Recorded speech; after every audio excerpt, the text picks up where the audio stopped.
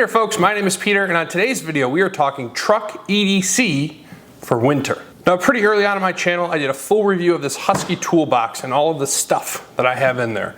I've got a tool kit, ratchet straps, bungee cords, first aid kit, so on and so forth.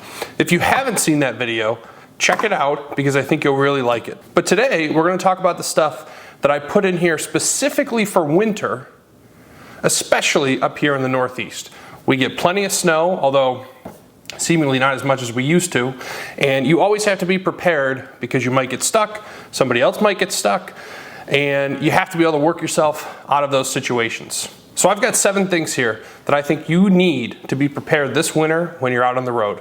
Number 5 might shock you. If you haven't already, go ahead and hit that subscribe button. If you're into tools, do-it-yourself projects, or EDC, I think you'll really enjoy the channel. So first things first, if you have to replace a tire, if you have to shovel yourself out, if you've got to clean off the hood, you got to keep your extremities protected from the elements. Now, generally when you're leaving the house, if you live in the Northeast or you live in the Northwest, or if it's cold just in general, you're always going to have a pair of gloves. But I've got an extra pair here.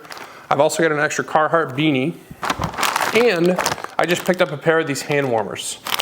These weren't that expensive. I think I got them at 7-Eleven. There's tons of brands. Some are better than others, but having these in here, always a good thing to have on hand. Now, once you've got your hat, your gloves, maybe you got a hand warmer inside the gloves, you're nice and toasty, the first thing you have to do before you leave in your vehicle is make sure that it's free of debris. Not only on the front of your car so that you can see, but also everywhere else so that it doesn't fly off into somebody else's windshield and maybe you cause an accident, which you could be liable for. For that, I like to go with these telescoping snow brushes. So this thing will extend quite a ways, so on my F-150 I can get all the way across.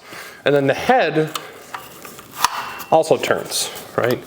So I can get up there nice and far, get all the snow off. Now truthfully, I haven't tried this one out just yet. The previous telescoping one that I have, I gave to my wife. So we'll see how this works. I got this from O'Reilly Auto Parts. In general, I find that these things, they tend to get lost. This one, because it has a few more moving parts, might get broken, but you always have to have one. Now, I do have an extra snow brush in here because again, if you don't have this, it's really hard to move about in the winter. So I have an extra one in here, and I have an extra ice scraper still in the package. I got this from Amazon, maybe $8. This one does come with an ice scraper, but this is another one of those things I find that they break over time. They get really cold, yada, yada, yada. Luckily, this is my first year where my truck is gonna be inside the entire winter. So I suspect a lot of this stuff will hold up a little bit better than it has in the past, but you always want to have maybe just a little bit more than you need, you know, the whole one is none, two is one type deal, because you cannot be driving around if you've got ice and snow all over your vehicle. Next, let's talk about shoveling. So you've got your car all cleared off. Hopefully it stopped snowing by now, but you might be in a couple feet worth of snow and you've got to dig yourself out a little bit before you can move around. Now this foldable shovel, I always have in this kit. And to be clear, I really hope I don't ever have to shovel myself out of anything with this because I don't think it's going to be a very fun time. So it'll work in a pinch, right? If you really had to and you were in enough snow, you could find a way to make this work. But the other day I was at Costco and I came across this 2 shovel set. I put one in my wife's car, one in my truck, and it's this little number. So the head folds up. You get about 50% more at the shovel head. And then this also extends. It's got a much nicer grip on it as opposed to this, which is just pure metal. So I'm much more likely to be able to shovel myself out with this if I have to. And then prior to the Costco shovel, I also used to have this thing in the back of my truck during winter. So another telescoping shovel. Here's the deal, right? Everything we do about gear is a trade-off. How much size are you willing to put in your vehicle for the functionality? Now in my case, if I worked outside or if I spent more time out there in the dead of winter, I might want something like this because I'm far more often going to have to use it. In my case, I prefer having the slightly smaller shovel to this one because it fits just a little bit more nicely in the truck. At the end of the day, it's up to you. Like I said, this was at Costco. I think we got 2 of them for $25. So great deal. This was more expensive, but you can see how much bigger it is. It just sort of envelops the Costco one. So pick whichever one you think works best for you, but I do recommend a shovel in your vehicle. All right, on to the shocking number 5, and that's going to be a big old bag of kitty litter. Now the trick with this, and I actually think I saw Wrangler Star, another YouTuber, pulled me onto this, but basically this is 2 separate gallon bags, gallon Ziplocs. So you've got the first one inside here, and then the whole thing is in a second gallon Ziploc. This stuff is another lifesaver. If you get on an icy road, right, so you've shoveled yourself off, you've got the snow off, but you're still having trouble getting any sort of traction. And remember, you might be saying like, oh, I have a 4-wheel drive truck, like that's not gonna happen to me.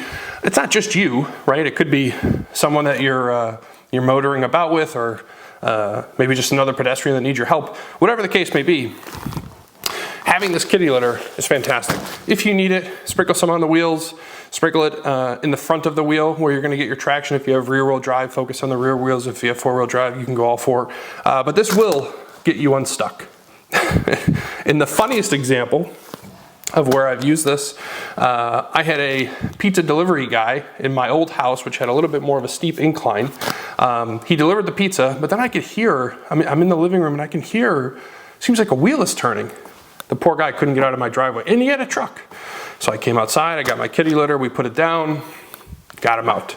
So I always like to have this in here. Of course, you can use this for a lot of stuff, right? Spills, what have you, but the reason I have it in the truck in the winter is for traction. Number 7, so I only put the purple washer fluid in all my vehicles. So that's the Windex brand. It's like good to minus 35 degrees. I know if you take it to a shop and you get an oil change, they might top you off with the blue stuff. I don't want anything to do with the blue stuff. I think the purple works a lot better in the winter of getting the ice off and cleaning it up. It's definitely not gonna freeze. And even though I have a checklist every winter where I prepare the vehicles, right? I put that stuff in, I do a few other things. I'm also gonna have a bottle of it in the vehicle. So a funny story here, I actually have funny stories about the last couple items here. We were in a rental car one time. No washer fluid in the rental car. Now, would I necessarily transfer this before that incident? No. But am I gonna think to do it now? Yes. At the end of the day, whether it's because it's leaking, whether it's because you forgot to fill it up before winter started, whatever the case may be, this is just a smart water bottle. I wrote washer fluid on here about 100 times, so nobody drinks it. And again, I'll reiterate, it doesn't just have to be you. It could be somebody else, it could be a friend, family member, random motorist. They need some help. Give them a little bit of washer fluid, and at least they can get home.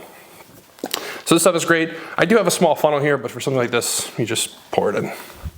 Number 6, and to be clear, I'm gonna save my last funny story for number 7. But number 6 is your jumper pack. Now, I talked about a jumper pack with the Husky box. Everybody has a jumper pack. But here's the thing, these things will lose their charge. In fact, the other day, I was trying to show my wife a couple things on her vehicle. I gave her a bottle of washer fluid. I told her how she can fill it up if she needed to. And then I went and grabbed, I gave her a NOCO battery pack, which I've heard great things about, but truthfully, I haven't had trouble with any battery pack. I go to show her how it works, it doesn't turn on. So even though it was fully charged when I put it in there, at least as best I can remember, if she needed it at that time, it wasn't gonna work at all. So the reason this is on the list is go to your vehicle or wherever you have these things stored, charge them. And on your checklist, right, winter going into spring, fall going into winter, just hook it up overnight, 12 hours, put it back in the truck, you'll be good to go. So I always have one of these on here. Truthfully, more recently I've had to use it a lot more on the Kawasaki Mule because that thing had been giving me trouble. I finally put a new battery in it. But just make sure these are always charged. All right, the last item on the list, and the most expensive one, is a set of extra windshield wiper blades.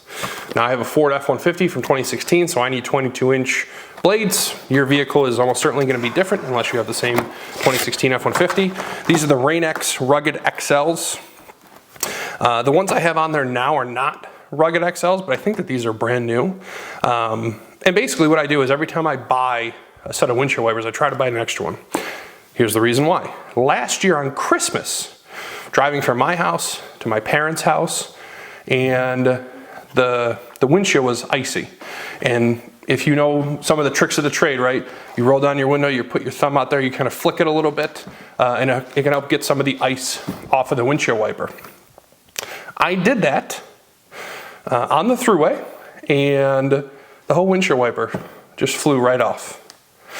Now, thankfully, very close to an exit, and there just so happened to be an O'Reilly Auto part right there that was open, which very coincidental that all three of those things were true. So I was able to go in, buy a new set, and Christmas was saved. But if I wasn't so lucky, right, I wasn't close to an exit, I wasn't close to an O'Reilly Auto part, O'Reilly was closed or Napa or wherever, having an extra set of these can be the difference between making it home and not. So yes, it's expensive, probably a little bit overkill, but the other way I look at it is as soon as the wiper blades on there start to fail, right, the rubber comes off the end, and you know, now they give you this little chart, they tell you when to change them. Now I just have them, right? It's one less chore that I have to do. I can swap them at my convenience and then go back to the store to buy another set to leave in the truck if it fails once more. So that's all for today, folks. Thank you so much for watching. This is all the stuff that I have in my truck this winter. I'm sure I forgot something. Every time I make one of these videos, people say, where's your rifle and your ghillie suit and, you know, all this stuff. I don't have a ghillie suit, and I probably never will, but I do appreciate your comments. I read all of them. I try to respond to everybody. So if I'm missing something, let me know. Again, be sure to like and subscribe. I'll see you on the next video.